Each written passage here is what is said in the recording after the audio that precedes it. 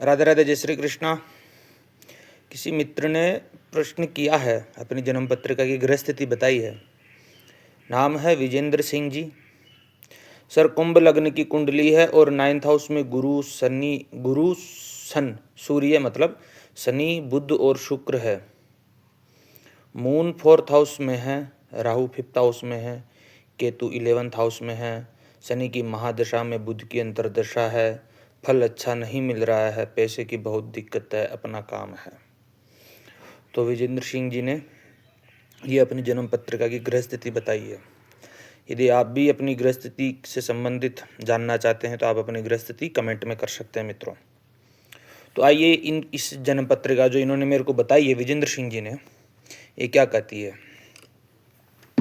सर्वप्रथम तो मित्रों, इनका कुंभ लग्न है। कुंभ लग्न में लग्नेश और द्वादशेश शनि बनते हैं, तृतीयेश और दशमेश मंगल बनते हैं, धनेश और लाभेश गुरु बनते हैं, सप्तमेश सूर्य बनते हैं, षष्ठेश चंद्रमा बनते हैं, पंचमेश और अष्टमेश बुध बनते हैं। यह कह रहे हैं कि नवम भाव में कितने ग्रह बैठे हुए हैं? 5 ग्रह। पंचग्रही अवस्था निकल करके आती है मित्रों नवम भाव के अंदर। यह संयोजन बहुत उतार चढ़ाव का मिलेगा। 5 ग्रह कौन कौन से बैठे हुए हैं? लाभेश और धनेश गुरु बैठे हुए हैं, सप्तमेश सूर्य बैठे हुए हैं, लग्नेश और व्ययेश शनि बैठे हुए हैं, बुध भी बैठे हुए हैं, शुक्र भी बैठे हुए, बुध अष्टमेश भी है और पंचमेश भी है, शुक्र चतुर्थेश है, भाग्य स्वयं है। और नवम भाव में आकर के बैठे हुए हैं। नवम भाव से हम किसका विचार करते हैं? भाग्य का, धर्म का, यात्राओं का, गुरु का, जीवन की दिशा का और उच्च शिक्षा का भी अपन नवम भाव से विचार करते हैं। इसको ज्योतिष शास्त्र में प्रवृज्या योग भी कह सकते हैं और ग्रह संघात योग भी कह सकते हैं। महर्षियों ने कहा त्रयस्ता जड़वत, 3 ग्रह अस्त हो जाते हैं तो स्थितियां सही नहीं रहती है। 3 ग्रह को अस्त नहीं होना चाहिए। किसी भी तीन ग्रह से ज्यादा ग्रह, 2 ग्रह से ज्यादा अस्त नहीं होने चाहिए, सूर्य के प्रभाव में नहीं होने चाहिए। और ये तो बहुत से ग्रह बैठे हुए हैं। बहुग्रह समायुक्ते भावत सफलाधिकम।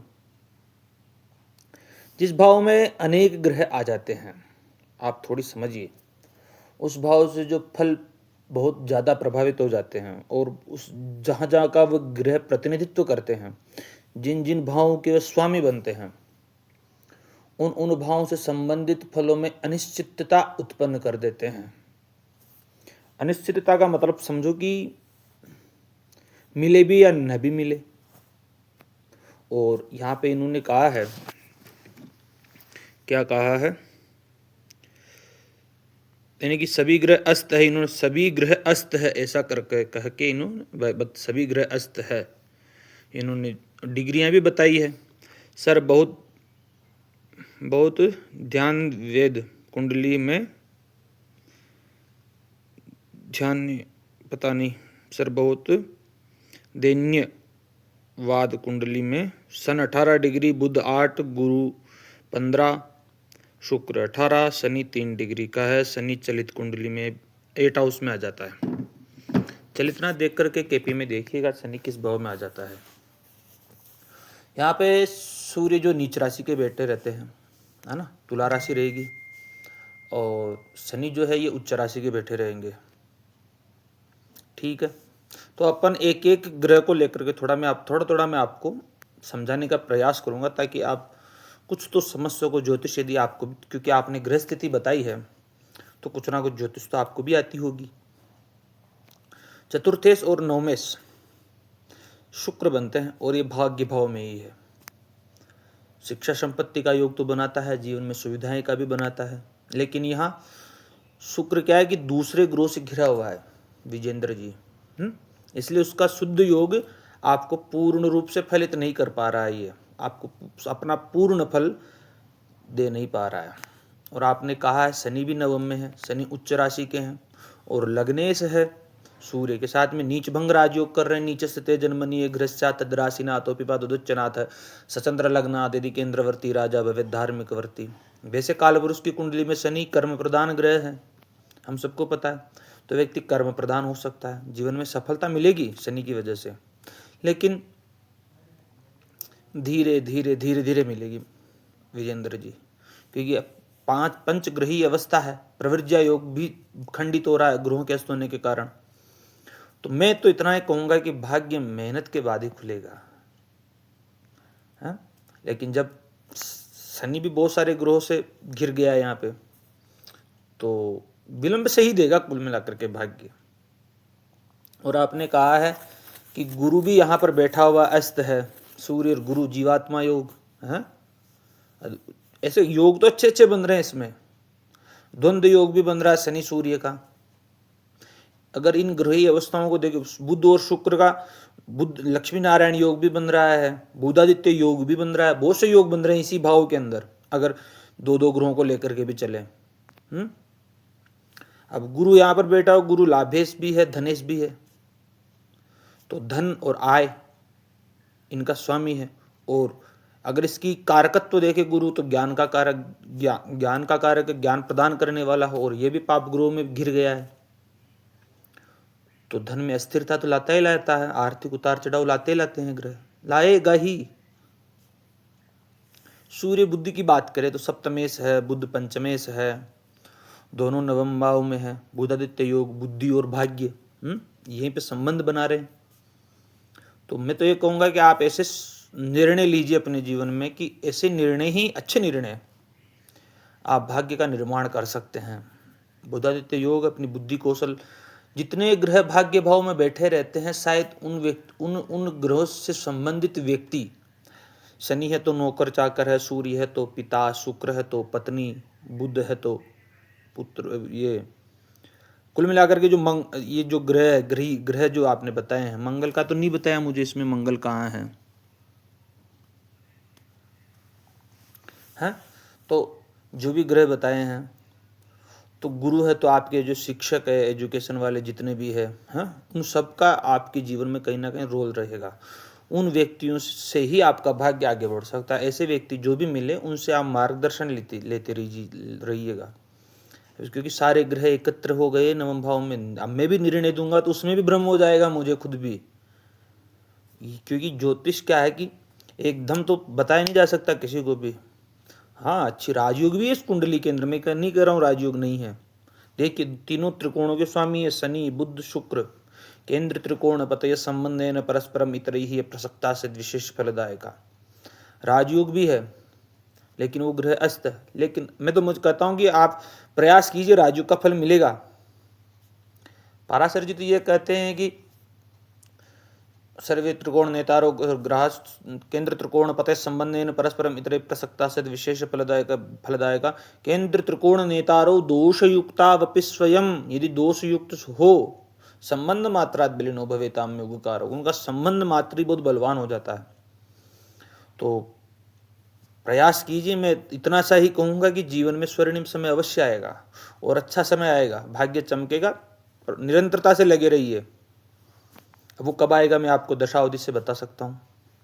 आपने बोला है कि चतुर्थ भाव में चंद्रमा बैठा हुआ है, षष्ठेश है ना? यही तो बोला है, 2 मिनट, यही बोला, मुझे तो याद हो गई कुंडली तो। षष्ठेश है और चतुर्थ भाव में जा रहा है। चतुर्थ भाव मकान, वाहन, भूमि, प्रॉपर्टी, सुख भाव है कुल मिला करके। मकान का है, वाहन का है, माता जी का है। षष्ठेश है, माता जी के स्वास्थ्य में गिरावट, घर परिवार में भी चिंता, क्योंकि षष्ठेश होने का गुणधर्म नहीं छोड़ेगा चंद्रमा। उच्च के बैठे हुए सबसे बड़ी बात ये, बहुत महत्वपूर्ण बात है ये, लेकिन षष्ठेश है। आप थोड़ी सी हमारी बात को समझिएगा। मकान, वाहन, भूमि, प्रॉपर्टी के लिए सही हो जाएंगे ये एक तरीके से तो, लेकिन कहीं ना कहीं चिंता अवश्य दे देंगे मानसिक, क्योंकि षष्ठेश उनका ऋण रोग शत्रु का स्वामित्व करते हैं यहाँ पे। उच्च के बैठे हुए, बढ़िया स्थिति में बैठे हुए चंद्रमा। तो आप मेडिटेशन कीजिए ताकि मन में जो अस्थिरता है वह समाप्त हो और स्थिरता उत्पन्न हो, क्योंकि स्वाभाविक है कभी कभी मन में अस्थिरता भी उत्पन्न हो सकती है। फिर आपने एक और ग्रह स्थिति, चतुर्थ भाव में मकान, वाहन, प्रॉपर्टी का अच्छा युग है, आप चिंता ना करें इस चीज में, क्योंकि चंद्रमा अच्छा बैठा हुआ आपका।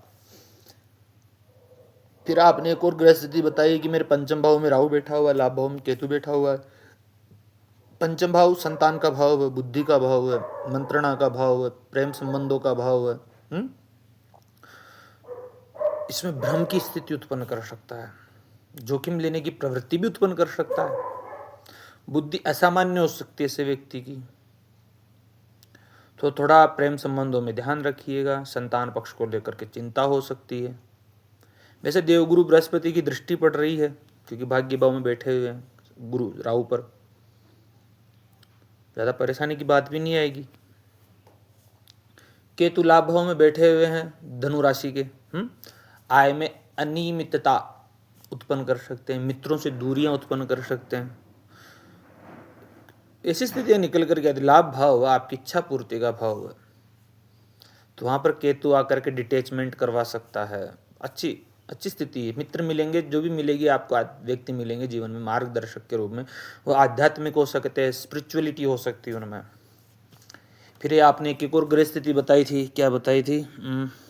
मेरे कौन सी दशा अवधि चल रही है। अब आपने मैसेज किया है मंगल 11th हाउस में है 7 मिनट पहले।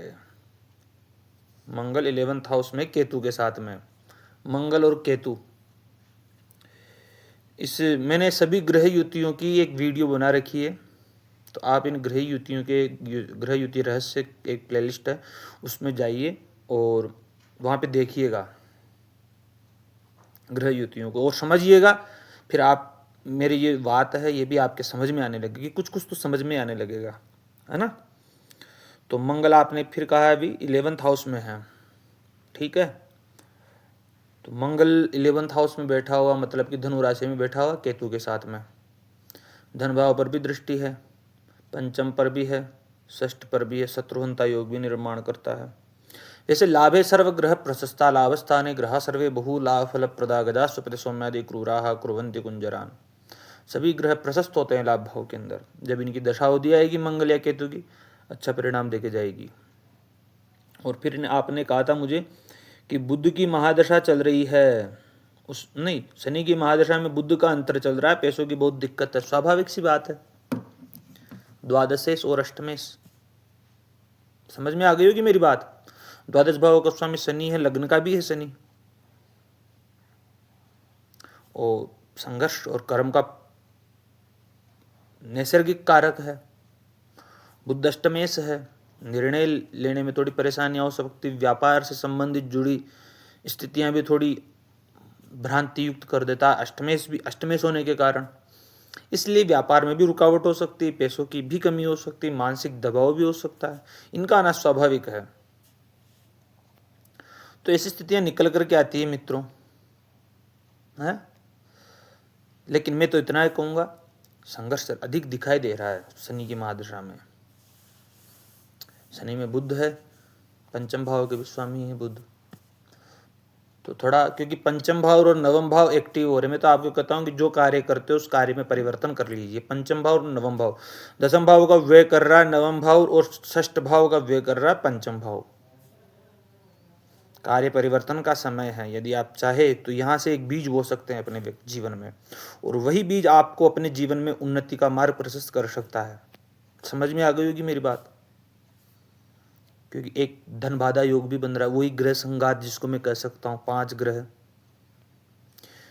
मैंने आपको कहा है कि जब ज्योतिष में जब किसी भी भाव में बहुत से ग्रह इकट्ठे हो जाते तो उसे ग्रह संघात कहा जाता है। बहुग्रह समायुक्ते भावे तत्र फल विघ्नता, वहां पे उस भाव, उन भावेशों से संबंधित फलों में भी विघ्न होता हो जाती है। शुभ ग्रह भी पाप ग्रह के संयोजन में हो जाते हैं, शुभ ग्रह अशुभ ग्रह शुभ ग्रहों के संबंध में हो जाते हैं। वहाँ पे संबंध बड़े विचित्र हो जाते हैं। वहाँ पर एक दूसरे से शत्रुता रखने वाले एक ही भाव में आ गए। जैसे शनि सूर्य है, कोई अब समझो ना कि भाई एक घर को बनाने वाला है, एक घर को मिटाने वाला है। थोड़ा बस यही हो, ज़्यादा कुछ नहीं है। इसलिए कुछ उपाय भी कीजिएगा। भाग्य में ज़्यादा उतार चढ़ाव दिखा रहे हैं ये ग्रह कुल मिलाकर के। मेरी तो बातें समाप्त हो गई, तो ऐसे ही बोलता जा रहा हूँ। कभी भाग्य अच्छा तो कभी कमजोर। धनेश का पीड़ित होना सबसे ज़्यादा महत्वपूर्ण है यहाँ पे, एकादशेश और लाभेश का। इसलिए अर्थ की प्राप्ति चाहते हो तो अपने बड़े बुजुर्गों को शिक्षा में जो भी है उनको दान दीजिए, अच्छे से ऑटोमेटिक काम होने लग जाएगा आपका आर्थिक रूप से समृद्धि के लिए। और मैं तो कहता हूँ कि धन योग भी बन रहे, धनेश और पंचमेश का संबंध भी हो रहा है, लाभेश और पंचमेश, लाभेश और सप्तमेश, अच्छी स्थिति भी निकल करके आती है कभी कभी। तो गुरु और शुक्र का संबंध, गुरु और बुध का संबंध, समझ में आ गई होगी मेरी बात। लेकिन ये जो गुरु है ये शनि से, सूर्य से, बुध से, शुक्र से, सभी ग्रहों से फंसा हुआ है। और जब आदमी बहुत उसके भीड़ में आ जाता है ना, तो अपने फल देने में क्या फल दूँ वो सोचने में व्यतीत हो जाता है। अपन खुद भी 5 व्यक्ति यदि एक चीज का निर्णय करेंगे तो निर्णय 3 पक्ष में रहेंगे, 2 विपक्ष में रहेंगे, ऐसी स्थितियां हो ही जाती है। तो आपको थोड़ा बहुत समझना चाहिए। मैं तो ये कहता हूँ गजेंद्र मोक्ष के पाठ कीजिए, हाँ, और लक्ष्मी की आराधना कीजिए, कनकधारा स्तोत्र के पाठ कीजिए, जीवन में उन्नति अवश्य रहेगी विजेंद्र जी। तो आज का इस वीडियो के माध्यम से मैं इतना ही कहूँगा आपको। और जिनको भी जो कुंडली दिखा नहीं है अपनी गृह स्थिति कमेंट में कर सकते हैं। धन्यवाद।